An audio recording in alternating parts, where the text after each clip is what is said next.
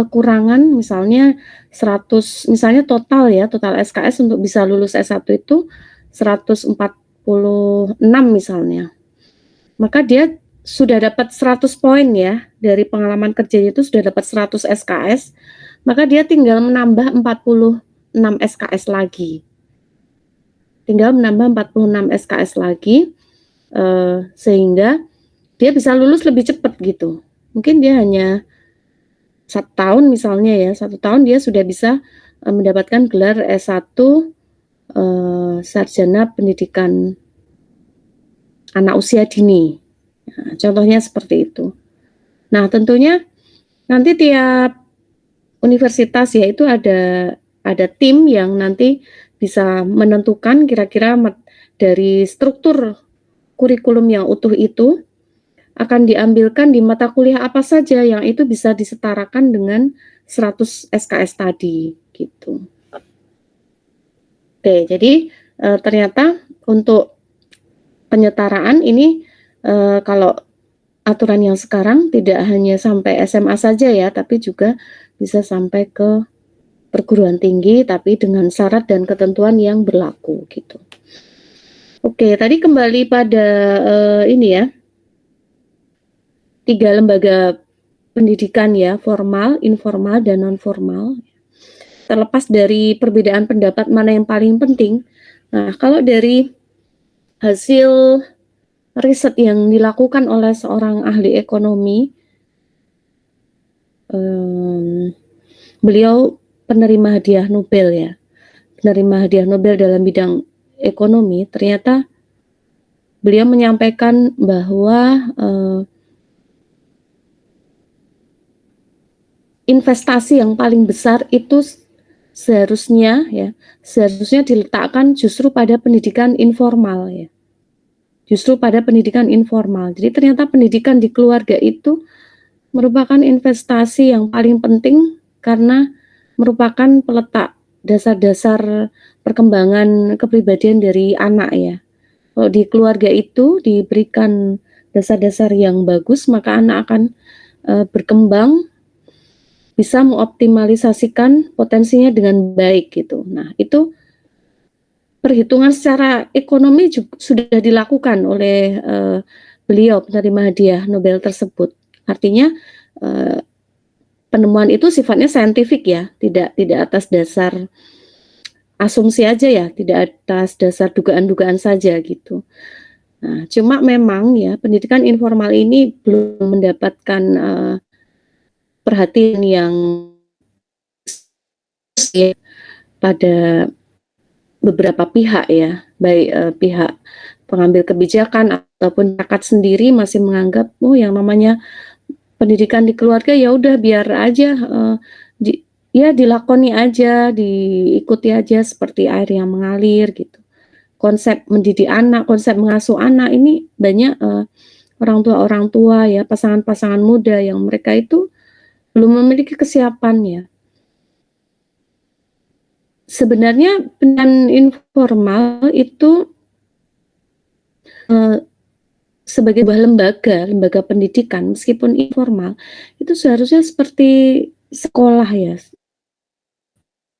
Visi misi, punya kurikulum pendidikan atau kurikulum anak, itu seharusnya tiap keluarga itu punya gitu. Nah, cuma kenyataannya di masyarakat itu masih banyak orang tua itu yang nggak punya konsep yang jelas tentang arah visi misi pendidikan di keluarganya itu mau seperti apa. Nah, hal itu yang membuat ketahanan keluarganya menjadi rapuh ya, hubungan relasi antara suami istri juga tidak harmonis, kemudian cukup banyak ya tingkat perceraian, yang itu juga tentu akan berdampak terhadap pengasuhan anak ya, dan sebagainya. Nah, dampak-dampak seperti itu, baik dampak jangka pendek maupun jangka panjang, itu yang kalau dihitung-hitung, dikalkulasi oleh ahli ekonomi penerima hadiah Nobel tadi, itu yang beliau akhirnya yakin bahwa sebenarnya biaya untuk mengembangkan kurikulum pendidikan di keluarga itu yang seharusnya mendapat perhatian gitu. Karena kalau untuk pendidikan formal itu kan sudah ya, artinya sampai saat ini pun sudah tertata dengan ya cukup baik ya, terlepas dari masih adanya permasalahan atau kekurangan di sana sini. Nah, tapi justru itu alokasi, misalnya alokasi APBN untuk kepentingan pengembangan pemberdayaan keluarga itu masih relatif minim gitu ya, dan ini perlu menjadi perhatian bersama, termasuk keresahan teman-teman sebagai akademisi ya, sebagai akademisi, sebagai ilmuwan atau saintis psikologi, itu tentu menjadi kewajiban bagi teman-teman untuk memberi edukasi, melakukan penyadaran gitu ya pada lingkungannya, pada masyarakat itu tentang pentingnya pendidikan di keluarga ya. Terlepas dari apa yang kita pelajari di kelas psikologi pendidikan ini memang akan lebih banyak membahas di pendidikan formal ya, artinya di sekolah ya. Kita akan membahas di situ, tapi bukan berarti pendidikan informal tidak penting, justru pendidikan informal itu yang sangat penting. Nah, kesadaran tentang pentingnya pendidikan informal di keluarga yang masih rendah pada para orang tua, ini membuat para orang tua itu menganggap bahwa pendidikan formal itu yang menanggung beban untuk mendidik anak-anaknya gitu. Jadi banyak orang tua yang kemudian begitu anaknya masuk di usia sekolah formal, kemudian mendaftarkan anaknya di sekolah tertentu, bahkan ada yang sampai rela membayar mahal begitu ya, anaknya disekolahkan di sekolah yang berbiaya mahal, nah, dengan harapan bahwa tanggung jawab mendidik itu akan dibebankan, diterima sepenuhnya oleh pihak sekolah, sehingga terkesan orang tua kemudian ya udah pasrah 100% gitu ya, dan mereka tidak lagi terlalu peduli untuk mendampingi anak-anaknya dalam belajar di rumah. Nah, padahal sebenarnya konsepnya itu bukan seperti itu ya. Sekolah itu sebenarnya adalah supporting system ya. Fungsi sekolah itu supporting system. Jadi yang utama itu ya tetap di keluarga ya. Itu yang perlu difahami teman-teman ya. Tanggung jawab pendidikan utama itu tetap di keluarga, sekolah itu sebagai supporting system. Nah, kebutuhan apa, kebutuhan akademik apa yang belum dipenuhi di keluarga, maka hal itu bisa dipenuhi lewat pendidikan formal. Tapi tentang pengembangan karakter, pengembangan sikap, ya, budi pekerti, sopan santun, nilai-nilai moral dan sebagainya, itu sebenarnya yang bertanggung jawab itu ya keluarga gitu ya. Termasuk juga ini ya, lembaga pendidikan pesantren ya. Lembaga pendidikan pesantren itu kan sebenarnya tujuan utama lembaga pendidikan seperti pesantren, pondok pesantren itu fungsinya bukan sebagai bengkel ya, bukan sebagai bengkel dalam tanda kutip, di mana kalau orang tua merasa sudah tidak sanggup mendidik anak-anaknya karena anaknya dianggap nakal, dianggap membangkang ya, kemudian dimasukkan ke pondok pesantren dengan harapan bahwa anak itu menjadi lebih baik. Nah, itu pandangan yang kurang tepat gitu. Seharusnya anak itu sudah dibentuk ketika di rumah, sehingga ketika di pondok pesantren itu ya fungsinya untuk menambah bekal-bekal pendidikan agama yang lebih baik ya, yang lebih banyak tentunya ya porsinya ya kalau di pondok pesantren itu dibandingkan dengan di sekolah-sekolah umum ya. Tapi kenyataannya seperti itu ya, sehingga ketika misalnya ada anak yang karena sebelumnya dianggap nakal kemudian dimasukkan di pondok pesantren, ternyata di pondok pesantren itu kondisinya tidak menjadi lebih baik, kemudian orang tua komplain pada pihak pondok, ya sebenarnya bukan salah pengelola pondoknya sih. Saya yakin pihak pengasuh pondok pesantren itu juga sudah mengupayakan hal yang terbaik untuk para santrinya gitu. Tapi yang namanya santri dengan ini ada yang dulu dari pesantren mungkin bisa sharing nggak? Ada yang dari pesantren bisa sharing apakah terus anak-anak di pesantren ini semuanya baik-baik begitu Saya Bu perilakunya? dari pesantren Bu. Oh ya, gimana? Apakah gimana Reza? Enggak semuanya baik sih, maksudnya ya kalau kata guru-guru saya kan untuk maksudnya kalau orang masuk pesantren itu bukan berarti udah baik, tapi biasanya anak-anak bandel, makanya dicoba untuk dirubah. Tapi ya ada yang masuk ke pondok ya tambah baik, ada yang masuk ke pondok malah tambah kabur-kaburan juga ada Bu. Hmm, iya ya, kayak kejadian barang-barang hilang itu biasa ya. Sering Bu itu udah kayak ada aja sebulan tuh. Oke, dan mungkin kalau barang-barang kecil aja nggak masalah ya, tapi yang kayak barang-barang berharga kayak uang dan sebagainya itu kan Pasti ada Bu itu. heran gitu ya, heran tapi ya maksudnya gini, apakah sebelumnya itu kan sebenarnya tergantung dari bagaimana pendidikan di keluarganya ya tentang uh, bagaimana kalau kita mengambil barang milik orang lain itu sebagai sebuah pencurian sekecil apapun nilai barang itu gitu kan. Itu kalau terjadi kasus-kasus kehilangan gitu kan berarti ada yang mencuri ya, nggak mungkin kan barang itu hilang kemudian lenyap menguap ke udara gitu kan nggak mungkin. Berarti kan pasti ada pihak-pihak yang mengambil ya ketika terjadi kehilangan barang. Nah, itu konsep hak milik kayak gitu kan itu sebenarnya penanamannya sejak di keluarga gitu. Kalau penanaman di keluarga bagus ya, misalnya sebenarnya tidak akan terjadi kayak gitu ya kasus-kasus pencurian, kasus-kasus kehilangan barang, belum nanti yang kasus-kasus sampai ke ya kejadian yang ya naudzubillah semoga tidak terulang misalnya kayak apa ada yang sampai membuli ya senior membuli juniornya tapi bullyingnya itu sudah ke bullying fisik yang bahkan ada yang sampai uh, meninggal dunia dan sebagainya gitu ya. Nah itu fenomena seperti itu berangkat dari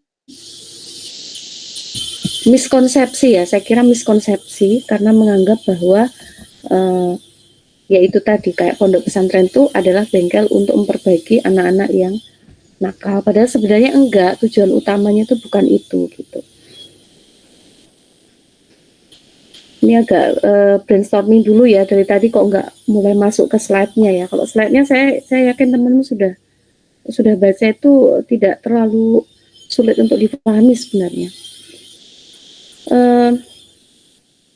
Nah kemarin waktu pandemi itu terasa banget ketika mau tidak mau pembelajaran itu dilakukan di rumah. Banyak sekali orang tua yang mengeluh, banyak orang tua yang merasa stres karena mereka mau tidak mau harus mendampingi anak-anaknya belajar di rumah ya. Nah, itu sebenarnya kalau orang tua yang sebelum pandemi itu sudah terbiasa melakukan pendampingan anak-anaknya dalam belajar ya, khususnya untuk anak-anak yang masih SD ya. SD, TK itu ya yang memang masih perlu pendampingan khusus. Nah, kalau yang sudah terbiasa mendampingi sebenarnya nggak masalah ya. Tapi yang terbiasa cuek gitu ya, udah yang penting itu urusan sekolah lah.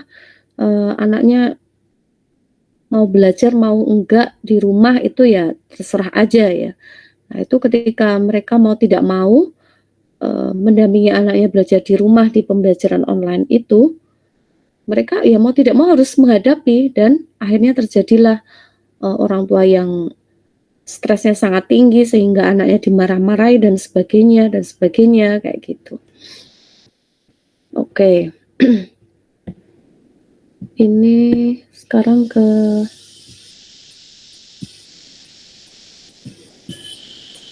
Ini sedikit review tentang apa sih yang dimaksud dengan psikologi pendidikan ya, teman-teman udah baca. Yang sebenarnya misi utama dari teman-teman mahasiswa psikologi itu belajar psikologi pendidikan itu adalah, nah ini yang membedakan antara orang awam dengan akademisi ya, atau dengan seorang saintis ya.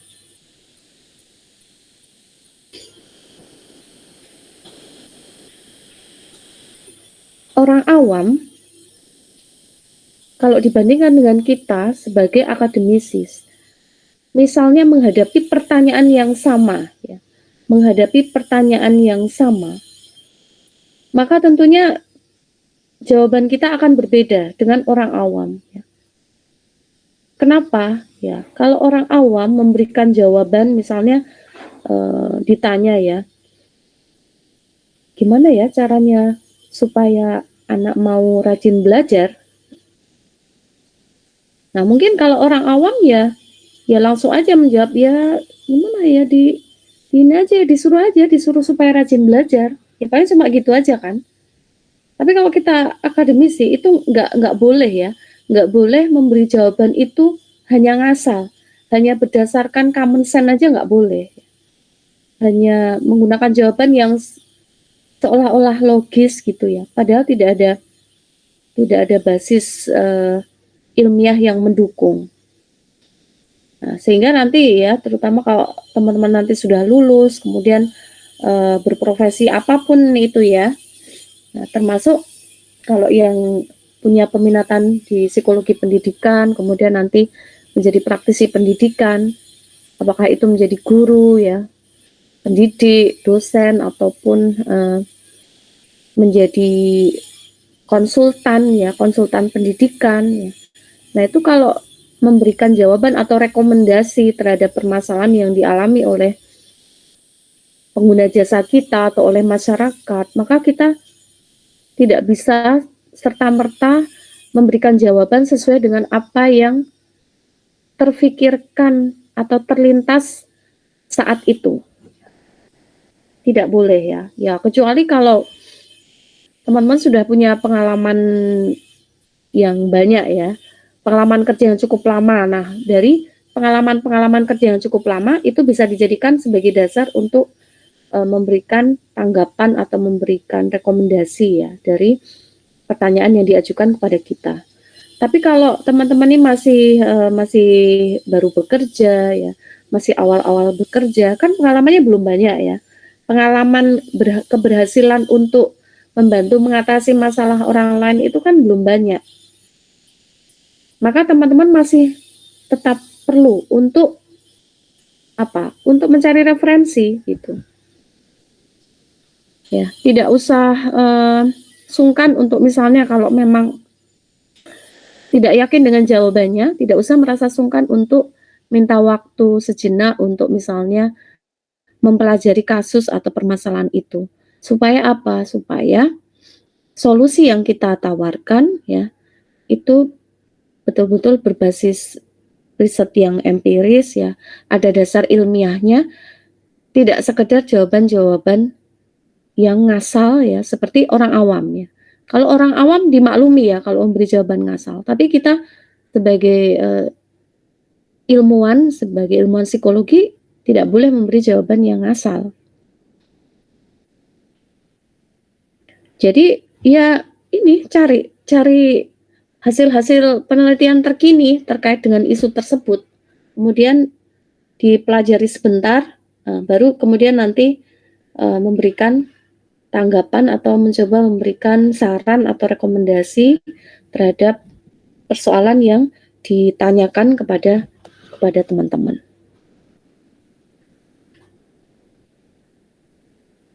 Nah, kemudian kita juga membantu untuk mengedukasi masyarakat ya. Kita membantu mengedukasi masyarakat agar masyarakat itu tidak terjebak dalam keyakinan-keyakinan yang keliru ya. Tidak terjebak dalam keyakinan-keyakinan yang keliru yang membuat mereka mengambil keputusan yang juga keliru ya. Baik itu keputusan yang keliru itu akan berdampak secara material maupun secara moral, secara psikologis dan semua aspek-aspek yang lain. Mungkin kita bisa melihat contoh ini ya. Contoh miskonsepsi ini ya. Beberapa miskonsepsi yang sering dijumpai di masyarakat dan bahkan mungkin kita sendiri ya juga kadang-kadang mengalami miskonsepsi ini. Nah, kita lihat misalnya yang pertama ini ya. Pernyataan pertama, anak-anak itu secara dominan adalah pemikir otak kiri atau otak kanan ya. Jadi akan ada dominasi salah satu belahan otak kiri atau otak kanan. Ini nggak tahu betul atau salah ya. Jadi nanti bisa saja konsep ini benar, bisa saja salah. Nanti bisa kita diskusikan. Kalau pendapat teman-teman untuk yang nomor 1 ini apa? Setuju nggak ini?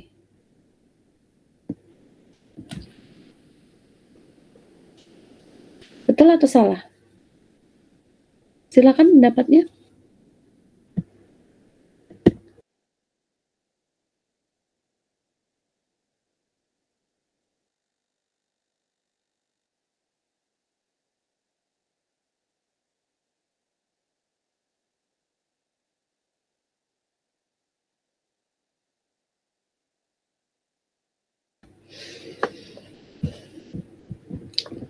Bagaimana?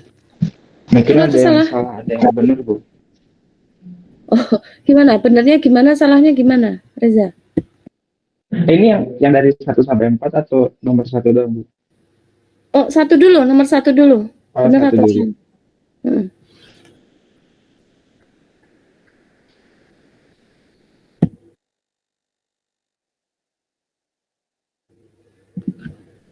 Yang lain nih 49 loh ini. Ditunggu ya suara kalian ya.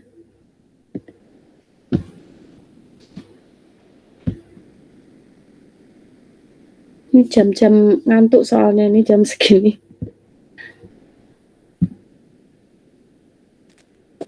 Menurut saya benar, Bu, yang nomor 1. Bisa memberi alasan atau penjelasan?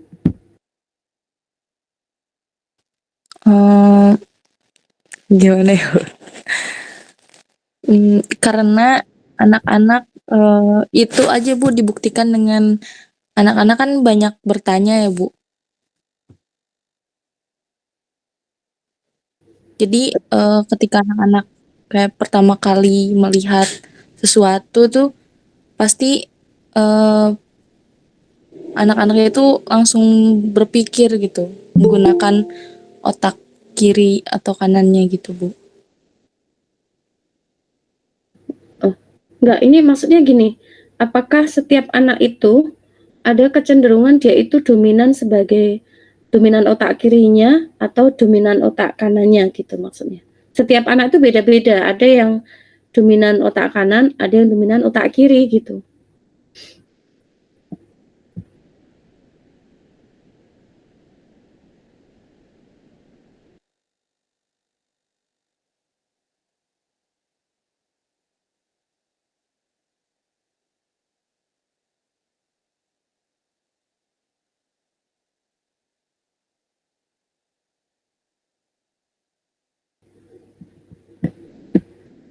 Ayo ditunggu pendapatnya teman-teman yang lain ya.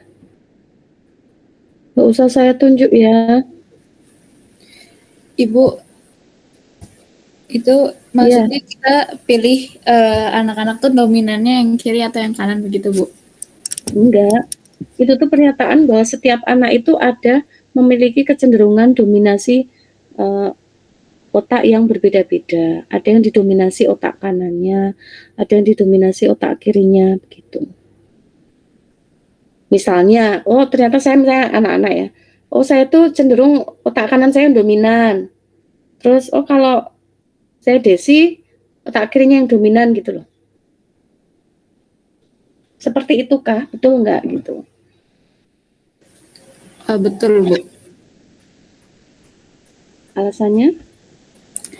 Karena kan kembali lagi kalau setiap anak itu berbeda-beda gitu. Ada yang anak yang memang aktif, kreatif, yang dimana otak kanan itu lebih dominan. Ada juga anak yang otak kirinya itu lebih dominan. Kayak misalkan dia tuh banyak keingintahuannya tuh tinggi gitu untuk mengetahui sesuatu dengan pemikirannya yang logis gitu, Bu, menurut saya.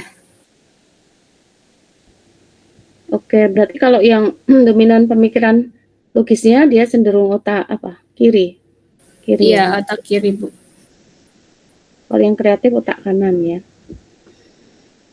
Oke, ada pendapat lain? Boleh? Ibu,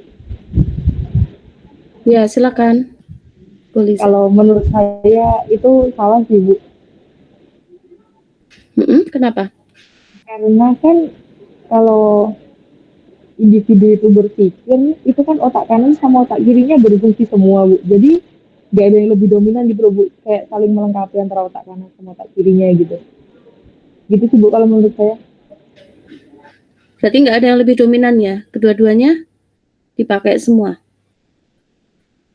Iya, Bu. Kedua-duanya dipakai semua, Bu. Oke. Terus yang benar yang mana ya?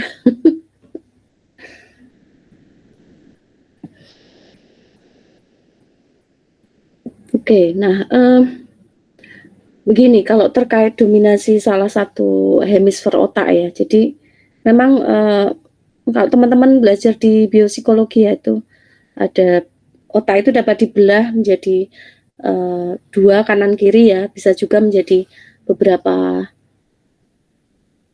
lobus ya, ada mulai lobus frontalis, lobus parietalis dan sebagainya itu sampai ke belakang itu bisa pula dibagi menjadi dua hemisfer atau belahan otak kanan dan otak kiri gitu. Nah, kalau paradigma lama ya, paradigma lama itu memang menyampaikan bahwa ada dominasi otak gitu ya, ada dominasi otak tertentu gitu pada setiap orang. Jadi setiap orang itu dia akan cenderung dominan pada salah satu hemisfernya, apakah itu hemisfer kanan atau hemisfer kiri ya. Jadi ada yang anak-anak yang kreatif itu berarti dia dominan fungsi hemisfer otak kanannya. Nah, sedangkan anak-anak yang cara berpikirnya logis ya, logis matematis itu dia cenderung dominan fungsi hemisfer otak kiri. Nah, itu paradigma lama seperti itu. Nah, tapi kemudian sekarang di penelitian-penelitian berikutnya itu menyampaikan bahwa sebenarnya antara hemisfer otak kanan dan otak kiri itu tuh bukan sebagai belahan otak yang masing-masing itu terpisah secara ketat seperti itu, tapi sebenarnya ada itu ya yang namanya kayak penghubung ya, bagian yang menghubungkan antara otak kanan dan kiri, kayak jembatan yang menghubungkan antara otak kanan dan kiri yang namanya corpus callosum ya, corpus callosum, di mana yang lintasan komunikasi antara sel-sel saraf di belahan otak kanan dan belahan otak kiri itu sebenarnya sangat-sangat fleksibel begitu ya. Sangat fleksibel. Sehingga kalau paradigma yang baru itu menyampaikan bahwa tidak ada istilah bahwa anak ini dominan otak kanannya atau anak ini dominan otak kirinya ya. Ya karena ada masalah-masalah yang itu memerlukan analisis secara logis ya. Yang perlu dianalisis secara logis. Dan ada bagian dari tahapan solusi masalah itu yang butuh berpikir alternatif atau butuh untuk berpikir kreatif.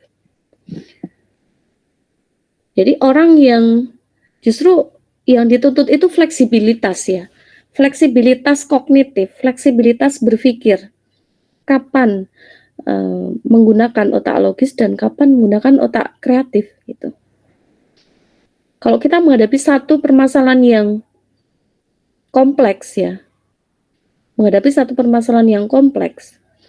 maka sebelum menemukan solusi, kita perlu untuk mengidentifikasi dulu masalahnya. Nah, diidentifikasi, dianalisis, ya, diuraikan dulu. Ini kira-kira sebabnya apa ya, faktor apa yang membuat munculnya masalah ini. Ya. Faktor pendukungnya apa ya, faktor penghambatnya apa ya, tantangannya apa ya gitu. Nah, mungkin teman-teman pernah dengar ada misalnya analisis SWOT ya, pernah dengar ya? Di PIO mungkin dipelajari ya analisis SWOT ya? Ya enggak sih? Iya Bu, ada. Ada Bu. BK Bu.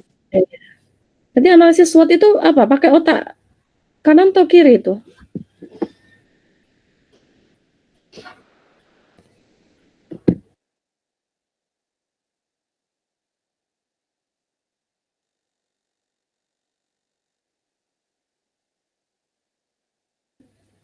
Kanan Otak atau kiri. kiri? Otak kiri ya, otak kiri. Nah, pada tahap mengidentifikasi masalah, pada tahap menganalisis masalah, maka otak kiri yang berperan ya. Nah, tapi setelah proses analisis itu selesai, kemudian tahapan mencari alternatif solusi, nah maka otak kreatif ini yang bicara gitu. Dia harus menghimpun sebanyak-banyaknya kemungkinan-kemungkinan solusi. Nah, ini diperlukan otak kanan gitu. Nah, jadi yaitu justru orang yang memiliki fleksibilitas kognitif yang tinggi itu yang dia akan mampu untuk menentukan bahwa saat ini saya butuh otak kiri nih untuk berpikir, atau saya ternyata sekarang butuh otak kanan gitu. Jadi dia fleksibel itu ya. Fleksibilitas kognitif ini merupakan salah satu kemampuan skill ya, salah satu skill yang menjadi kontributor dari kesuksesannya, dan itu sudah banyak yang sepakat gitu. Jadi fleksibilitas kognitif bukan masalah dominan otak kanan atau otak kirinya. Nah, jadi itu ya temuan terakhir seperti itu. Oke, yang kedua sekarang, kecemasan dapat membantu para siswa dalam belajar dan berprestasi di kelas. Benar nggak?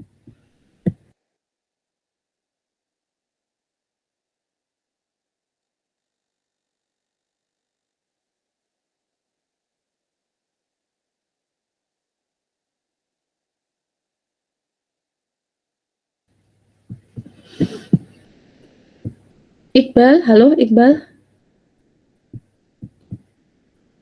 Iqbal monitor nggak?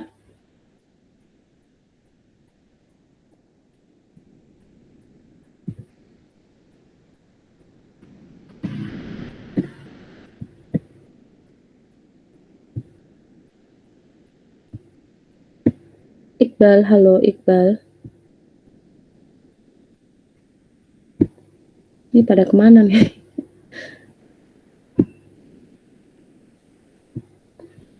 Naufal Rozin, Iya Bu. gimana? Menurutmu yang nomor 2 ini benar atau salah ya? Salah Bu.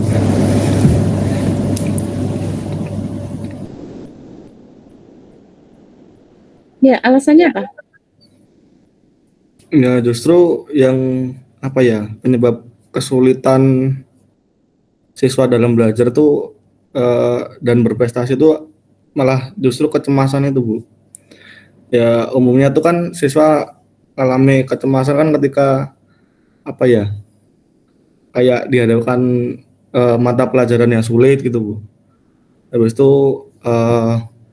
tekanan dari orang tua, mungkin harus nilai yang tinggi yang membuat itu cemas, habis itu atau enggak guru yang tegas gitu dalam mengajarnya, habis itu serta serta apa ya?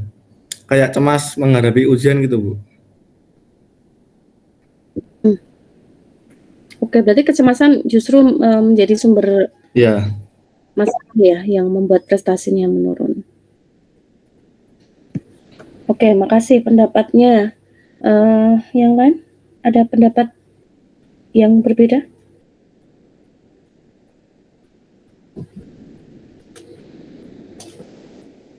Kalau menurut saya Bu, bisa iya bisa tidak Bu. Iyanya tuh karena apa ya?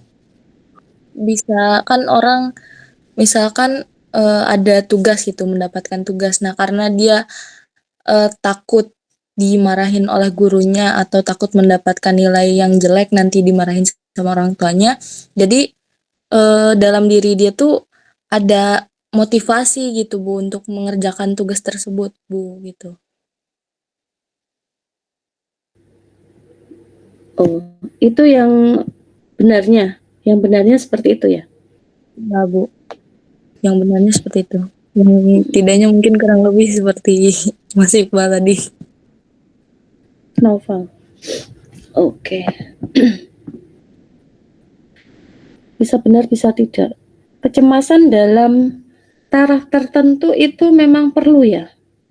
Kecemasan itu dalam taraf tertentu, dia sampai level tertentu, kecemasan itu dibutuhkan untuk, yaitu tadi, untuk menstimulasi seseorang ya, supaya dia mau bertindak ya, mau berperilaku ya. Sampai pada level tertentu itu. Tapi kalau sudah di atas level tertentu, nah dia akan kontraproduktif gitu. Efeknya justru akan berkebalikan. Ini mirip dengan stres ya. Stres kan juga kayak gitu ya. Stres itu dibutuhkan. Kalau kita nggak stres, kalau kita nggak cemas mikirin, misalnya besok ujian, aduh, ini gimana, udah larut malam gini kok belum ada yang masuk nih, nggak konsentrasi ya. Kalau nggak ada kecemasan gitu kan, ya udah, udahlah, tinggal tidur aja, besok hasilnya kayak apa ya udahlah. Nah, itu berarti kalau nggak ada kecemasan kan malah kita nggak bisa produktif ya. Jadi kecemasan ataupun stres ya, dia dibutuhkan sampai pada level di optimum level of stress atau di optimum level of anxiety ya. Jadi anxiety atau stres itu dibutuhkan sampai pada level yang optimum. Nanti kalau sudah melewati level optimum itu, dia efeknya akan berlawanan gitu. Nah, makanya ini ya. Nanti kalau teman-teman sudah pada belajar Metopen belum ya? Belajar statistik ya? Belajar statistik? Sudah ya? Statistik tentu udah kan semester 5 ya. Ada korelasi itu ya, ada korelasi. Misalnya ada korelasi positif antara stres dengan kinerja misalnya. Nah, dalam satu penelitian ternyata hasilnya kok ini ya, kok hipotesisnya ditolak gitu.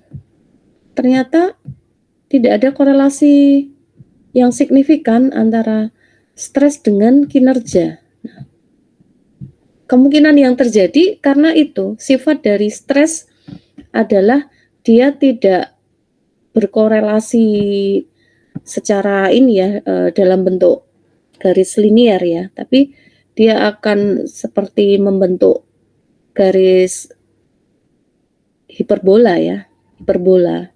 Jadi akan naik kemudian dia akan turun begitu. Kecemasan juga seperti itu. Ya, jadi kecemasan dibutuhkan sampai pada taraf tertentu. Tapi kalau terlalu tinggi, dia justru akan menjadi bumerang. Itu ya.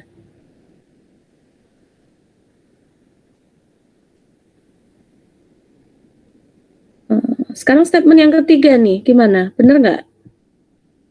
Makanya teman-teman harus berhati-hati dalam ini ya, mencermati satu statement ya. Makanya kenapa kok banyak tokoh-tokoh public figure gitu ya yang sering kesleo lidah dan sebagainya ya, memberikan statement yang keliru, itu karena dia tidak mencermati terlebih dahulu informasi-informasi yang dia terima ya.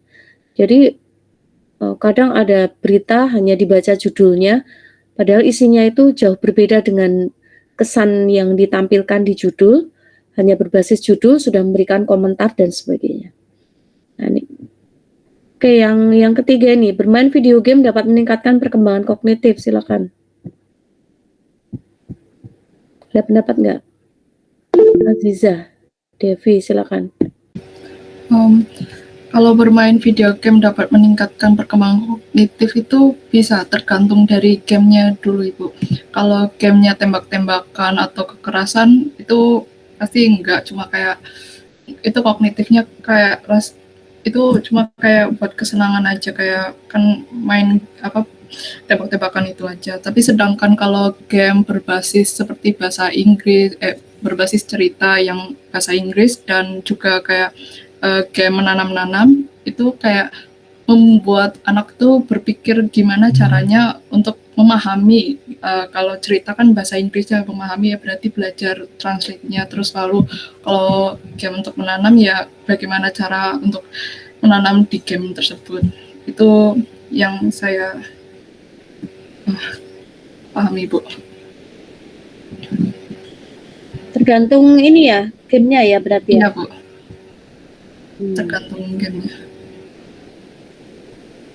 Dan juga tergantung mungkin intensitas ini ya, intensitas menggunakan gamenya itu ya. Iya Ibu.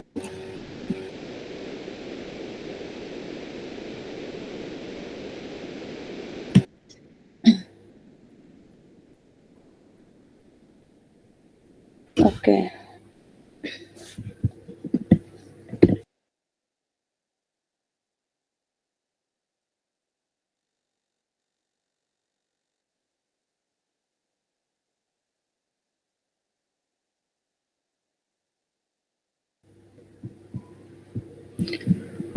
Jadi tergantung konten videonya, apakah permainan-permainan di video game itu memang membantu anak untuk belajar mencari solusi ya, solusi dari masalah yang dihadapi, dan kemudian sifat dari game itu sendiri apakah bersifat adiktif atau tidak ya. Ada game-game yang tidak bersifat adiktif, game edukatif gitu ya, tidak bersifat adiktif.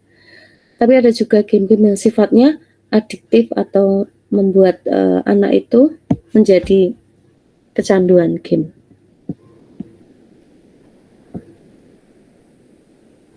Oke, mungkin ini contoh-contoh statement-statement yang kita sebagai seorang akademisi perlu untuk mencermati ya, perlu untuk mencermati, kemudian sebelum memberikan tanggapan ya, itu dipelajari dulu ya. Jadi jangan ya belajar untuk menahan dorongan ya, belajar untuk tidak impulsif. Nah, belajar untuk tidak impulsif.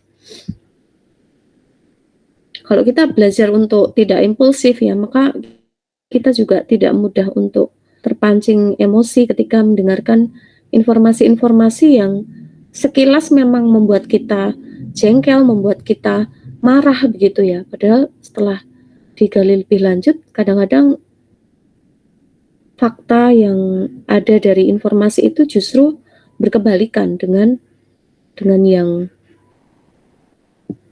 kita duga di awal ya.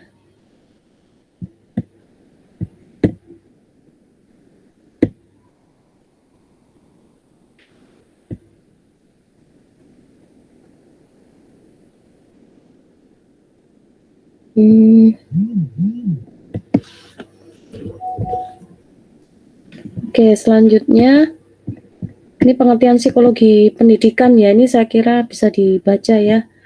Yang jelas ada psikologi dan ada pendidikan, berarti psikologi dalam setting pendidikan.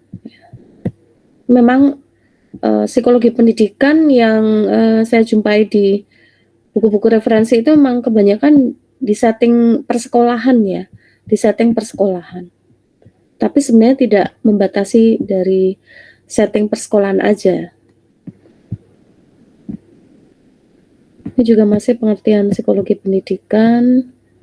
Kemudian ini sejarahnya ya, sejarah psikologi pendidikan, di mana ini salah satu ayat Al-Quran yang relevan ya untuk kita mau terdorong mempelajari sejarah, termasuk di dalamnya sejarah psikologi pendidikan. Ini surat Yusuf ayat 111 ya.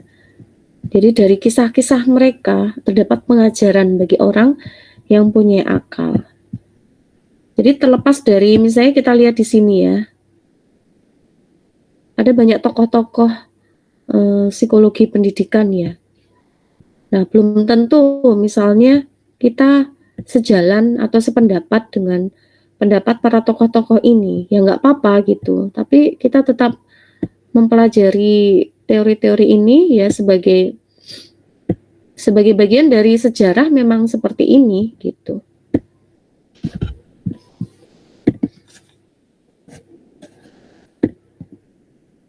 Nah, sebagai peletak dasar dari psikologi pendidikan, meskipun di zaman Nabi itu juga belum ada istilah psikologi ya. Istilah psikologi itu sendiri menggaung atau istilahnya apa ya, viral gitu ya. Mulai viral itu memang setelah psikologi itu mulai mandiri sebagai suatu disiplin ilmu ya. Sejak mulai berkembang di Eropa ya, di Jerman itu ya, dengan berdirinya laboratorium psikologi yang pertama. Tapi sebenarnya kajian tentang gejala-gejala psikologis itu sudah dimulai ya, bahkan sejak zaman filsafat ya, sejak zaman filsafat. Cuma pada zaman filsafat itu memang ide-ide atau gagasan-gagasan yang disampaikan oleh para tokoh itu hanya berdasarkan asumsi-asumsi atau dari hasil pemikiran mereka saja gitu. Nah, di sini di masa Rasulullah ya, Nabi Muhammad SAW, yang besok ada peringatan Maulidnya itu, beliau sebagai peletak dasar psikologi, bisa dikatakan psikologi pendidikan, tetapi yang sifatnya itu tidak formal gitu ya. Karena kalau secara formal memang ini namanya psikologi itu ya di awal psikologi modern gitu. Dulu nggak ada istilah psikologi di zaman Rasulullah ya. Tidak ada ya. Tetapi bahwa kajian-kajian psikologi ini sudah menjadi perhatian yang cukup besar begitu dari Rasulullah, bagaimana dari hadis sabda-sabda beliau itu menunjukkan gitu ya pentingnya pendidikan ya, pentingnya mencari ilmu. Kemudian bagaimana dalam kesehariannya beliau memberikan contoh tentang metode-metode pendidikan. Misalnya ada salah seorang salah seorang sahabat yang sejak kecil tuh beliau berkhidmat atau mengabdi gitu ya, melayani Rasulullah sejak kecil. Nah, selama sahabat itu melayani Rasulullah, belum pernah sekalipun gitu ya, sahabat yang waktu itu masih kecil itu dimarahi ya, nggak pernah dimarahi. Kalaupun sampai misalnya memecahkan perkakas atau memecahkan gelas atau piring gitu ya, milik Rasulullah ya sudah, tidak dimarahi gitu ya, tidak kemudian dicari-cari kesalahannya, ini kok nggak hati-hati naruh barang, dan bukan tidak hati-hati naruh barang, tidak hati-hati pegang barang dan sebagainya. Tapi justru beliau menyampaikan bahwa ya biarkanlah saja gitu ya, ketika ahli keluarga beliau sudah siap-siap untuk memarahi sahabat kecil ini, beliau menyampaikan supaya dibiarkan aja. Toh yang namanya benda itu juga ada ajalnya ya, piring juga ada ajalnya. gelas juga ada ajalnya, sehingga tidak perlu untuk dimarahi gitu. Oke, kemudian pada masa abad pertengahan ya, pada abad pertengahan itu banyak ilmuwan-ilmuwan muslim di masa kekhalifahan ini, dinasti Abbasiyah ya, dan seterusnya begitu. Banyak ilmuwan-ilmuwan muslim yang juga mengkaji tentang pendidikan, antara lain Ibnu Khaldun ya, yang teman-teman sudah pelajari di psikologi belajar. Dan lalu ada Al-Ghazali, ada Ibnu Qayyim dan lain-lain. Kemudian di awal psikologi modern ini ada William James, ada John Dewey dan lain-lain. Nah, kemudian di abad 20 ada tokoh-tokoh pelanjut behaviorisme seperti Skinner ini ya. Kemudian selanjutnya juga ada tokoh-tokoh konstruktivisme seperti Piaget, Vygotsky, kemudian Benjamin Bloom. Kalau Bloom ini pernah dengar belum sih? Bloom, Benjamin Bloom. Pernah dengar belum? Belum, Bu. Oh, belum pernah ya. Ya, ini memang beliau khas ini ya, khas tokoh pendidikan. Mungkin kalau kita lihat nama-nama ini ya, nama-nama ini kan sebenarnya tidak khas psikologi pendidikan ya, kayak William James, John Dewey, Thorndike ya, itu tidak khas pendidikan. Tapi kalau Benjamin Bloom ini memang khas untuk pendidikan. Beliau membuat leveling dari capaian kognitif, capaian afektif, dan capaian psikomotorik ya, capaian pembelajaran untuk aspek kognitif, aspek afektif, dan aspek psikomotorik.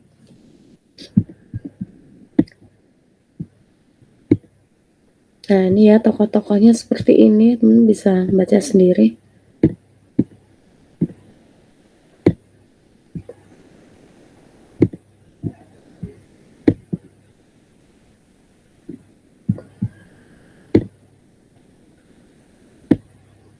Nah, kemudian di abad 20 ini yang paling fenomenal itu adalah berkembangnya psikologi kognitif ya. Berkembangnya psikologi kognitif di abad 20 ya, di tahun 1950-an ya, di mana di situ di MIT ya, di Amerika, di MIT itu dideklarasikan atau diproklamirkan lahirnya psikologi kognitif. Lahirnya psikologi kognitif, di mana psikologi kognitif ini muncul sebagai reaksi atas pendekatan behaviorisme. Sebagai reaksi atas pendekatan behaviorisme gitu. Sehingga sedemikian banyak pakar-pakar psikologi kognitif yang mereka berangkat dari pemikiran bahwa proses-proses kognitif yang terjadi di otak manusia itu sebenarnya hampir sama dengan pemrosesan informasi yang ada pada komputer ya. Ya, meskipun secara struktur jelas beda ya antara kabel-kabel yang ada di komputer dengan saraf-saraf di otak manusia itu jelas berbeda, tetapi prinsip umumnya sama, yaitu pemrosesan informasi, di mana secara kognitif itu otak kita tahapannya diawali dari menangkap informasi dari lingkungan, kemudian mengolah informasi itu di otak, sampai suatu saat ada output ya, bagaimana penggunaan dari informasi yang kita simpan itu untuk keperluan-keperluan tertentu. Seperti itu. Nah, kemudian di abad 21, mulai tahun 2000-an, ini ya, tonggak yang cukup fenomenal. Yang cukup fenomenal itu adalah berkembangnya psikologi positif psychology. Nah, termasuk dalam bidang pendidikan ya. Dalam bidang pendidikan ini ada istilah positive education. Positive education ini penerapan psikologi positif dalam pendidikan ya. Nah, cukup banyak penelitian-penelitian tentang flourishing, tentang school well-being ya, bagaimana anak-anak ini supaya atau siswa ini merasa nyaman belajar di sekolah. Nah, itu menjadi bagian dari kajian psikologi positif dalam pendidikan atau positive education. Kemudian juga berkembang teori-teori tentang kecerdasan majemuk dari Howard Gardner ini ya.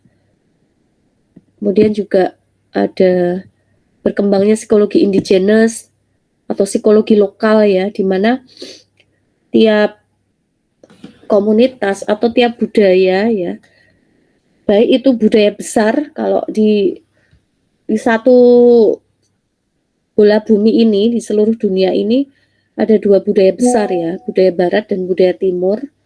Nah, 2 budaya besar ini sudah memiliki perbedaan-perbedaan, sehingga untuk sistem pendidikan pun ya sebenarnya kita perlu untuk kembali pada kearifan lokal kita gitu.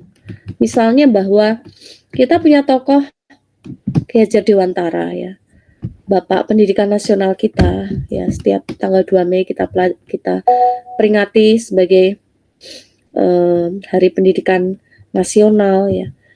Nah, sebenarnya konsep belajar dengan menyenangkan itu juga sudah diletakkan dasar-dasarnya oleh Ki Hajar Dewantara.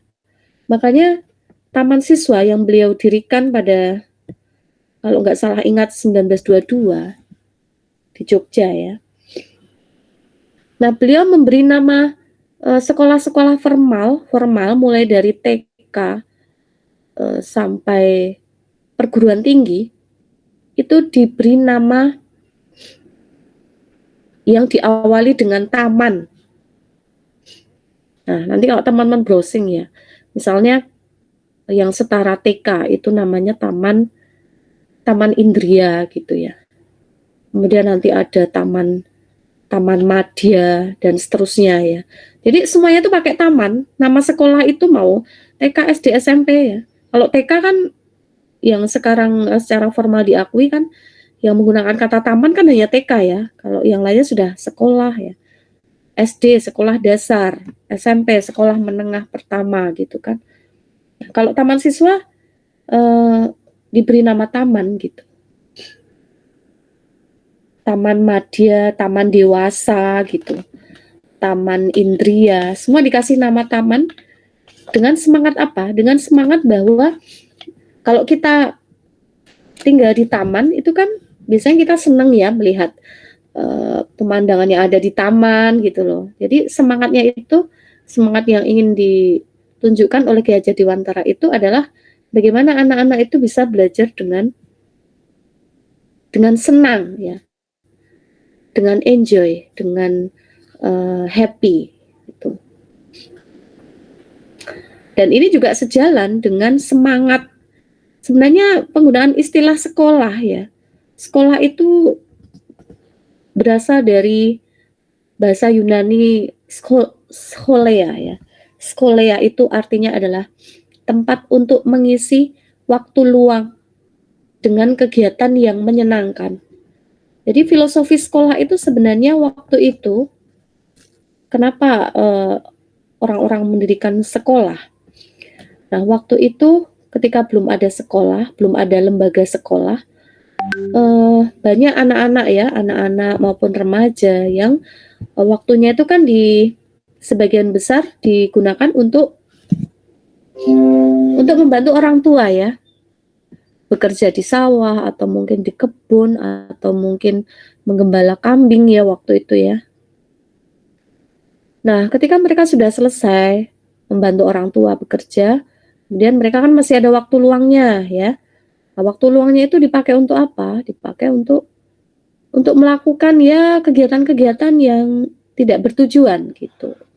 Kemudian ada yang punya ide, oh ya udah ini anak-anak yang di waktu luang ini ayo kita isi dengan kegiatan-kegiatan yang bermanfaat untuk menambah ilmu pengetahuan.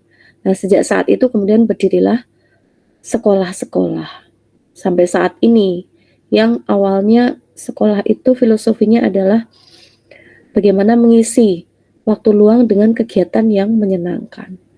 Tapi lambat laun akhirnya filosofi itu mulai secara sengaja atau tidak terlupakan, dan justru sekolah ini menjadi sumber tekanan gitu ya. Banyak yang menganggap sekolah itu bikin stres, banyak PR, banyak tugas dan lain-lain.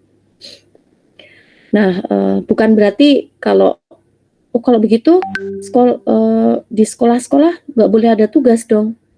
Ya bukan begitu juga, tapi bagaimana memotivasi para siswa ini, kalaupun ada tugas itu ya dikerjakan dengan rasa senang itu ya, dikerjakan dengan rasa senang.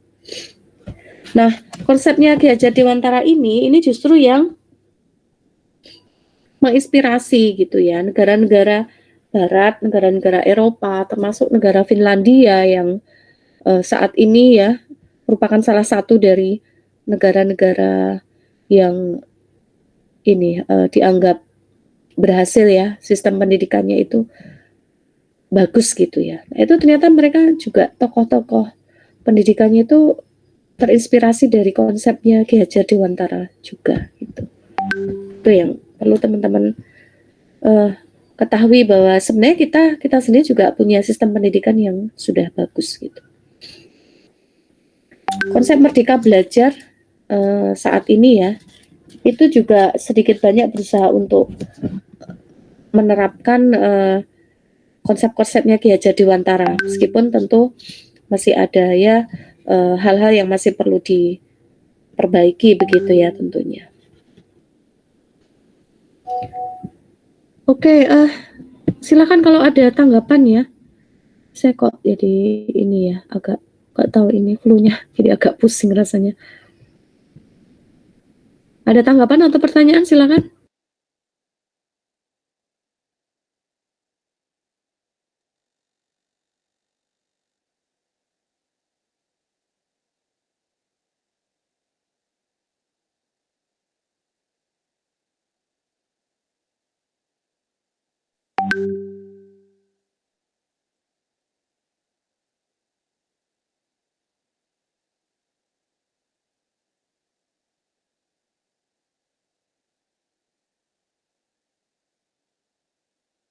Mungkin belum ada, Bu.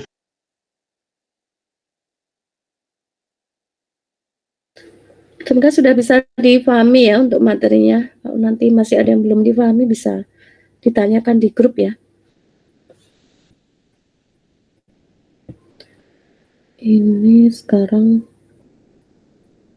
bentar saya buka portal dulu ya.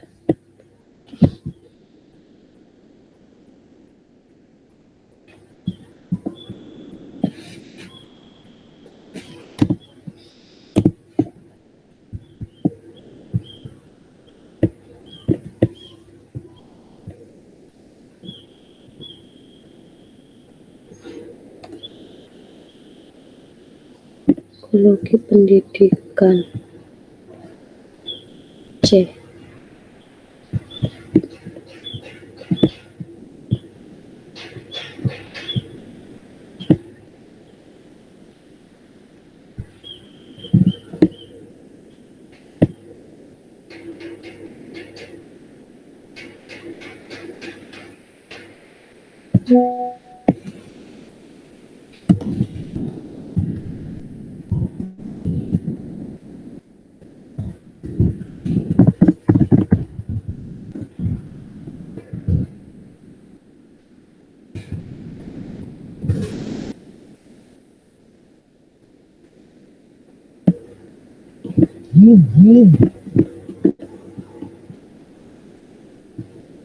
Mbak saya ini ya, saya presensi ya.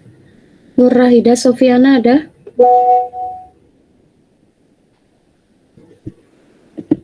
Nggak ada. Triana Januar? Ada Bu, Nur Rahida Sofiana ada Bu. Kamu kemana? Triana Barusan Januar. buka Google Ibu jadi Triana hadir, Bu. Yusrina,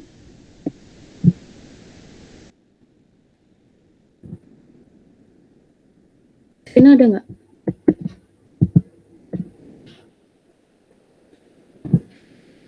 Yusrina nggak ada. Siti Nurfadilah? Siti Nurfadilah Hadir. nggak ada. Hadir, Bu. Aurelia, Mas Ayu, Hadir, Ibu. Rifda, Ibu Rumaisa. maaf Yusrina ada Ibu. Oh, hadir. Rifda, Rumaisa, Hadir, Ibu. Salsa, Sofia, Salsa, Yuni Nurlaili, Hadir, Bu. Agita Adriana, Hadir, Bu. Kikan Puspa,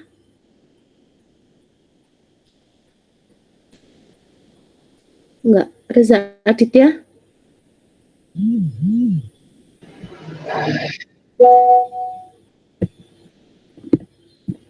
ini jangan-jangan ada di ini tapi nggak pada nyimak ya.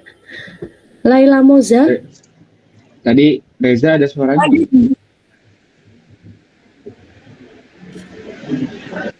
oh iya Reza. Oh Reza tadi ini ya. Iya Bu, saya ada suaranya nggak? Ada. Laila Moza, Hadir, Bu. Azizah Devi, Hadir, Bu. Nindya Vika,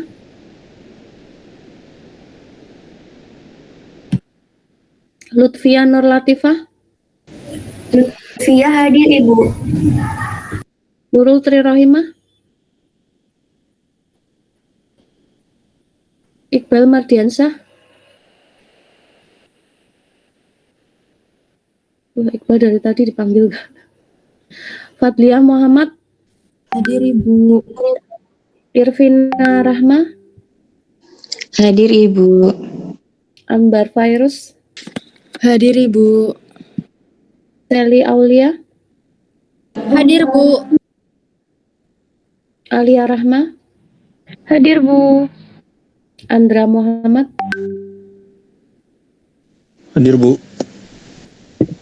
Titania Salsabila, Hadir, Bu.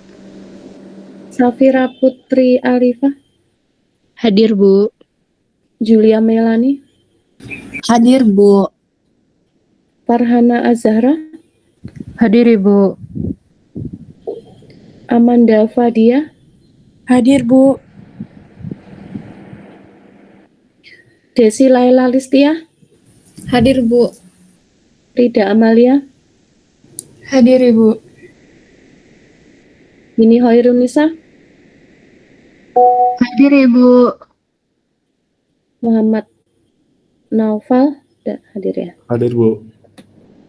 Gaida Tanjung, hadir. Dini Hoirunisa, udah ya, sorry. Siva Azila, Hadir, Ibu. Nadia Talita, Hadir Bu. Lea Fidara, Hadir, Ibu. Mirna Fatilah, Hadir Bu. Bima Putra, Hadir, Bu. Nala Rahmaniah, suaranya kecil banget. Raisa Safwa, Hadir Ibu. Khairatun Nisa, Hadir, Bu. Boliza Salsabila, Hadir Bu. Aulia Nur Zahira, Hadir, Ibu. Irena Aleida, Hadir, Bu. Alvina Rustam, Hadir, Bu. Pancawuri, Hadir, Bu. Faras Zufar, Hadir, Bu. Nadia Rizky Nur, Hadir Bu. Aisyah Nur Afifah, Hadir Bu. Muhammad Afzal, nggak hadir.